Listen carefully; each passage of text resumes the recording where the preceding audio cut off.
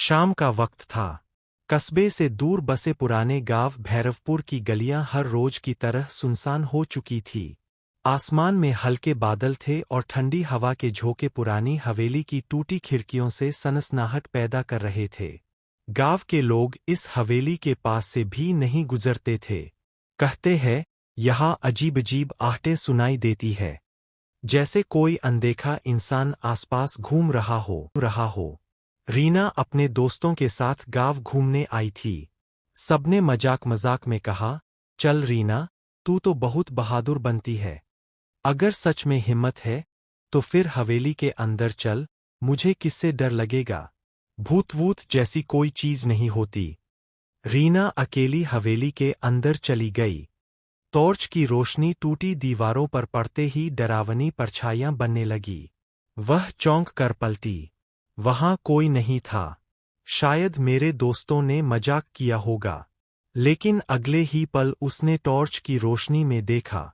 दीवार पर उसके अलावा एक और परछाई हिल रही थी। रीना की सांसें तेज हो गई। उसने धीरे से पुकारा, कौन है वहां? पर कोई जवाब नहीं मिला। बस धीरे-धीरे कदमों की आहट पास आने लगी। वो भागकर बाहर निकली। दोस्त हंस पड़े। क्या हुआ? रंग उड़ गया चेहरे से। रीना कांपती आवाज में बोली, नहीं, अंदर कोई था। दोस्तों ने मजाक उड़ा दिया। लेकिन उस दिन के बाद से रीना के साथ अजीब घटनाएं होने लगी। कभी रात में उसके कमरे में किसी के चलने की आवाज आती। कभी शीशे में उसके पीछे कोई धुंधली परछाई दिखाई देती। गांव का नाई रघु रोज रात को देर तक दुकान बंद करता। एक दिन जब वह तालाब के किनारे से घर जा रहा था तो उसे लगा कोई उसके पीछे पीछे चल रहा है। कौन है बे? सामने आ। पर कोई जवाब नहीं। वो तेज कदमों से चलने लगा। लेकिन नाहट भी उतनी ही तेज हो गई। अचानक उसके सामने एक सफेद साया खड़ा हो गया। आंखें गहरी हरी चमक रही थी। रघु, तेरा समय आ गया है। तू बच नहीं पाएगा। रघु जोर से चिल्लाया और भाग खड़ा हुआ। देखा, रघु पागल सा हो गया था। अनिरुद्ध गांव के स्कूल में मास्टर था। वो भूत प्रेत में विश्वास नहीं करता था। लेकिन एक रात जब वो हवेली के पास से लौट रहा था तो उसने साफ-साफ सुना जैसे भारी जूतों की आवाज उसके पीछे से आ रही हो। अरे ये कैसी आवाज है? यहाँ तो कोई और नहीं है। वो मुड़ा लेकिन पीछे सिर्फ खाली सड़क थी। फिर अचानक उसके कान में किसी ने फुसफुसाया, तू बच नहीं पाएगा। रीना, रघु और अनिरुद्ध तीनों अलग-अलग लोग थे। लेकिन सबने एक ही चीज महसूस की और वो थी आहट। गांव में धीरे-धीरे डर फैलने लगा।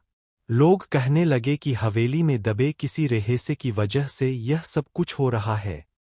गांव भैरवपुर में अब हर कोई हवेली का नाम लेते ही सिहर उठता। रीना का चेहरा अब पीला पड़ चुका था। रघु पागलपन की हद तक डर चुका था और अनिरुद्ध मास्टर भी अब रात को अकेले निकलने से कतराने लगा था। लेकिन यह डर यही नहीं रुका। सविता रोज रात को अपने आंगन में तुलसी को दिया जलाती थी। उस रात भी उसने वैसा ही किया। लेकिन जैसे संगीत ही दिया जलाया, उसे लगा मानो आंगन में कोई खड़ा है। कौन है वहां? अंधेरे में कुछ भी नहीं दिखा, लेकिन हवा का एक तेज झोंका आया और दिया बुझ गया। सविता ने माचिस जलाई। तभी देखा आंगन के कोने में एक औरत खड़ी थी, काली साड़ी में बाल बिखरे हुए। हे भगवान! वो औरत धीरे-धीरे आगे बढ़ी और उसके कान में फुसफुसाई, और सुनो, तुम्हें कोई लेने आ रहा है। सविता चीख पड़ी।